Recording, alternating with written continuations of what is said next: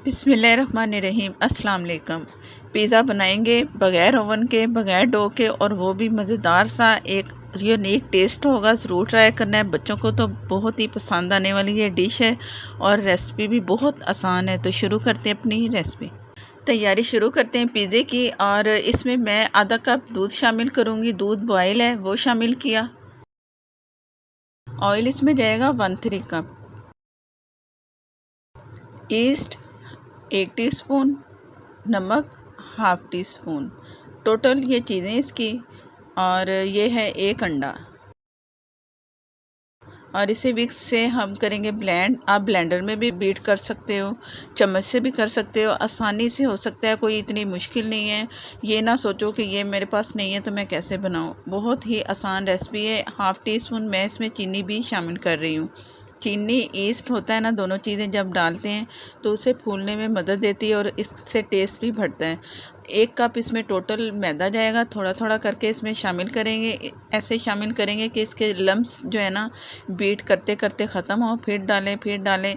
इस तरह करके आपने मैदा इसमें डालना है। अगर एकदम डालेंगे तो उससे आप संभालना आपसे मुश्किल हो जाएगा। ये थोड़ा सा मैंने और डाल दिया मैदा इसमें।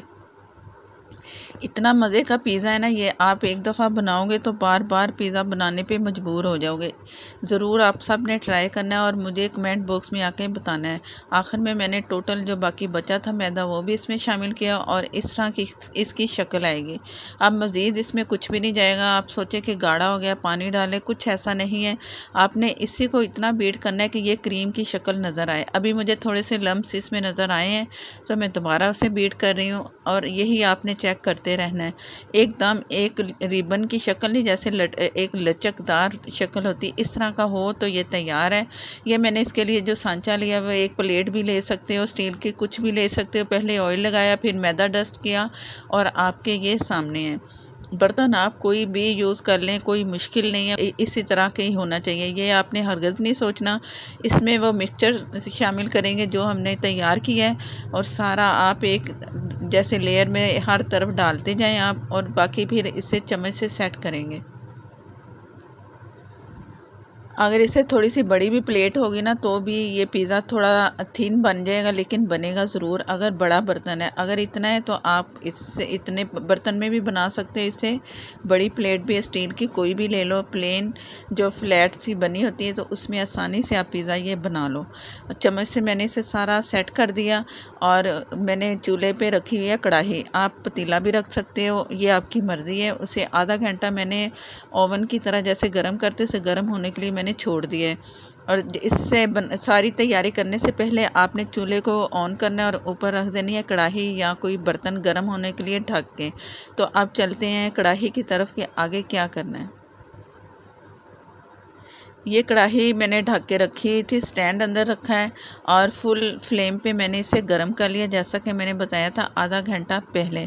ज़्यादा जितनी हीट होगी उतनी जल्दी यह हमारा पिज़्ज़ा तैयार होगा। ये इसके अंदर रखा और फ़ौरन आपने इसे ढक देना है। फ़ौरन ढक्कन उठाना है और फ़ौरन ढक के तो इससे मैंने 5 मिनट के लिए बेक होने के लिए रख देना है। 1 से 2 मिनट तेज़ आग पे होगा, उसके बाद 5 मिनट मीडियम फ्लेम पे इसे मैं बेक करके आपको चेक करवाती हूँ कि आगे हम क्या करेंगे। बिस्मिल्लाहिर्रहमानिर्रहीम। हमारे पिज़्ज़े की डो तैयार हो चुकी है और फ़ौरन ही गरम गरम पे आपने सारी चीज़ें लगानी है जो कि इसकी टॉपिंग के लिए हमें चाहिए। आप कुछ भी टॉपिंग पे लगा सकते हैं अपनी मर्ज़ी से। पहले इसमें पिज़्ज़ा सॉस जाएगा ऊपर वाली पहली लेयर में, जो कि मैंने घर में तैयार की है। अगर इसकी वीडियो आपको चाहिए तो आपको लिंक बॉक्स में मिल जाएगी। ये पिज़्ज़ा सॉस लिए इस पे लगा दिया तकरीबन। ये मैं आपको चेक भी करवा रही कि ये बहुत सख्त है, ये नहीं कि कच्चा है। इतना है कि ये हाफ़ डन हो चुका है, हाफ़ पका है, हाफ़ तब जब इसकी टॉपिंग करेंगे उसमें तैयार हो जाएगा। सारा सॉस लगा दिया, अपनी मर्ज़ी से कम ज़्यादा आप सॉस लगा सकते हैं। इसमें मिर्चें हैं तो मैं प्लेन मैंने चिकन बॉयल किया है नमक और थोड़ा सा लहसुन डाल के छोटे छोटे पीसेस में कर लिया। आप किसी भी शेप में चिकन आप लगाएं, आपकी मर्ज़ी। कुछ और टॉपिंग करना चाहें वो भी आपकी मर्ज़ी। अब मैं इसमें मोज़रेला चीज़ इसमें इस्तेमाल कर रही हूँ। आप दोनों चीज़ें भी इस्तेमाल कर सकते हैं टॉपिंग के लिए। ये मैं शिमला मिर्च लगा रही हूँ ये भी आप अपनी मर्ज़ी से कर सकते हो। मैंने प्याज भी थोड़ी सी डाल दी और ओरिगानो ऊपर से छिड़केंगे, और मेरे पास हरी मिर्चें थी रेड कलर की, उसको बारीक स्लाइस करके वो भी मैंने लगा दी। ये आप सब टॉपिंग जो है ना अपनी मर्ज़ी से करें। अगर पिज़्ज़ा सॉस नहीं है तो केचप भी आप लगा सकते हो, वो आप कर सकते हो। ये आप सब आपकी मर्ज़ी पे है। मैंने आपको आइडिया दिया और आगे आपने अपनी मर्ज़ी से टॉपिंग करनी है और रखते हैं इसे ओवन, जो हमारी कढ़ाई बनी हुई है उसे मैंने चूल्हे को बंद नहीं किया था, मैंने इसे ऐसे ही रख दिया। इसमें फ़ौरन ढक्कन उठाया और रख दिया, और मीडियम फ्लेम पे इससे 10 से 15 मिनट लगेंगे। आप देखोगे ना चीज़ मेल्ट हो रही है, पकना शुरू हो गया, बबल नज़र आ रहे हैं, तो ये इस तरह आप निकाल दो और इसे ठंडा होने के लिए छोड़ देना है। साइडें इसकी जो चिपकी हुई है ना, आपने बड़ी एहतियात से उतारनी है, क्योंकि हमने इसमें वो बीट करके लगाया है ना मिक्सचर, जो भी हमने किया है, तो वो ज़रा ध्यान से आपने निकालना है, और साइडों से छुरी से किसी तेज़ चीज़ से आपने हटाते जाना है, जिस तरह मैं आपके सामने हटा रही हूँ।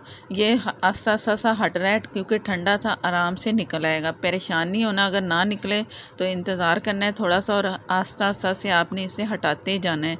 जिस तरह मैं आपके सामने ये टोटल कर रही हूँ, इसलिए कर रही हूँ कि आप परेशान ना, और मेरी तरह आप भी फ़ौरन इस तरह निकाल लें। थोड़ा बहुत अगर उसके पैन में लग जाए तो कोई बात नहीं, थोड़ा बहुत तो चिपकेगा, लेकिन ज़्यादा नहीं चिपकना चाहिए।